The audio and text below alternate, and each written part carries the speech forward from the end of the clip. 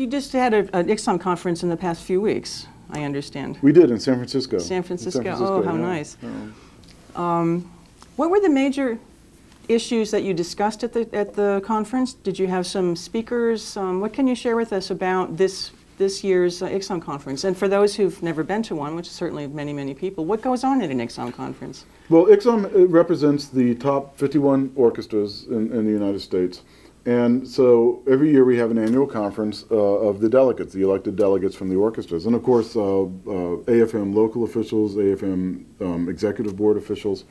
And we get together to discuss the vital issues of the day. It's hosted by a different orchestra every year? It's hosted. It moves around. It used to be at Vail every summer, right? It used to be at Vail. I actually took up the cause. Vail's a beautiful place, don't get me wrong, but I really wanted the conference to move so that more of our members could see what we were doing. And plus, I felt like the conference could, within a city where there was an orchestra, we could help bring attention to that orchestra by demonstrating to the citizens of the city that their orchestra was so relevant that all of the orchestras of the nation were coming there to meet.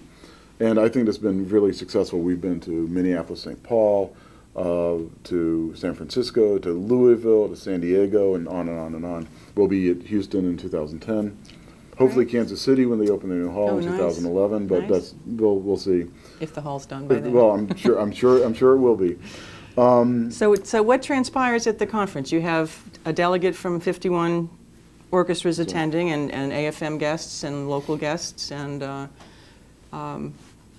so you welcome the delegates, and then what? Sure. This year the big topic is really advocacy.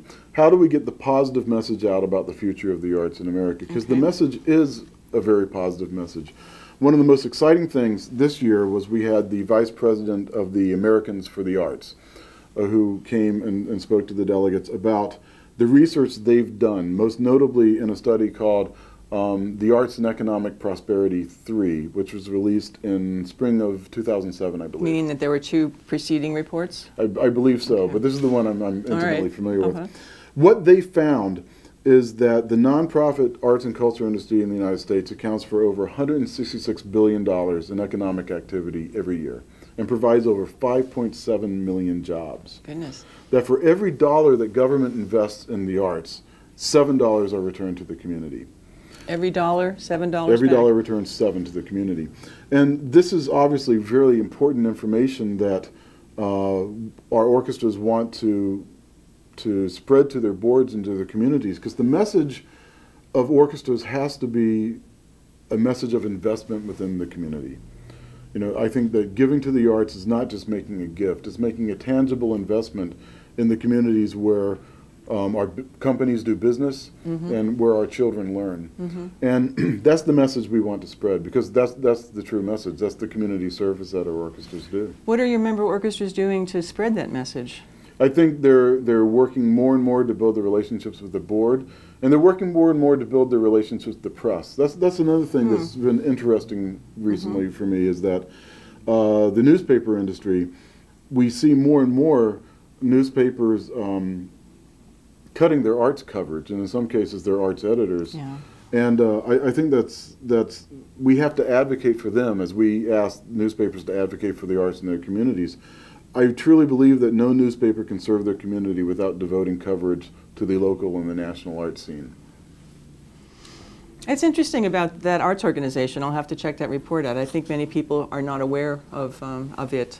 What other issues were brought up? What were some of the problems or interest areas of specific orchestras? Do you still do orchestra reports with everybody giving a 2 or 3 minute overview of the year? Only where specific orchestras have issues to report. You know, luckily it's such a strong network of communication. You know, we have e-lists, so everyone is in touch. Why don't you with explain a little bit about how you all of the member orchestras keep in touch? Well, there are several ways. One, obviously, through our publication Senza Sordino. Two is we have a news list called Orchestra L, Orchestra-L, and that's eligible. Anyone who's a member of the American Federation is eligible to subscribe to that, and you can find how to do so on our website, and I encourage you to do that because it's just an incredibly valuable source of information. I'm a subscriber, and I would agree. Daily reports come in, many, and of course maybe more than you need to read, but it's easy to hit delete, isn't it? Well, but it's great to just to store them and go back and take a look at them later. Yeah, it's a really valuable. We also have an internal list, Delegate L, where the delegates, and that's only open to delegates, and that's where they can ask questions about, situations in the daily workplace that occur.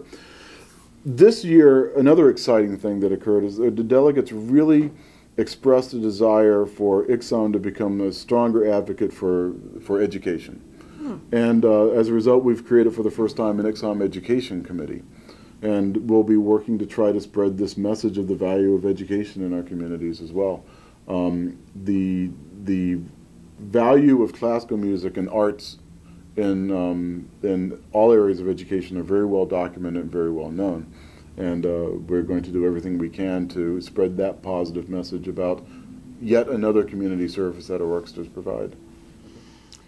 What are the challenges coming forth for next year? Where is the governing board going to be spending most of their energy, besides obviously keeping in touch and communication and all the things that you normally do, plus flying 50,000 miles again? But I mean, every year or two, a different animal head emerges as, oh, this is not a trouble spot, a potential trouble spot, or something that every orchestra seems to be experiencing a little different flavor of, and ICSOM is often a place where you can flesh out exactly why is this happening. Or, I mean, do you see such a? Well, I think that as in all things, the future is revealed to you. This time last year, the orchestras that I was concerned about as they reached their settlements weren't the ones that ended up being the trouble spots. So you never know what's going to happen. We will react to situations as we're needed, but primarily our mission is going to be continuing to spread the positive message about the future of the arts in America. And I will travel and write literally without rest at times. You write very eloquently, I must say. You're very kind. You're very kind.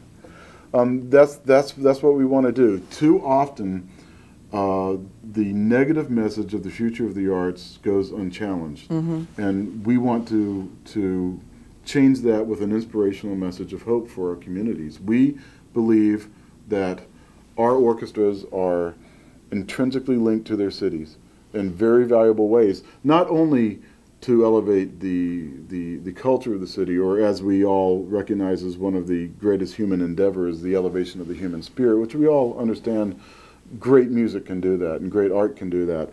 But we also feel that, in fact, there's financial benefits for the arts in our cities. Orchestras are used as an enticement for cities, businesses to come to our cities, and we need to get that message out.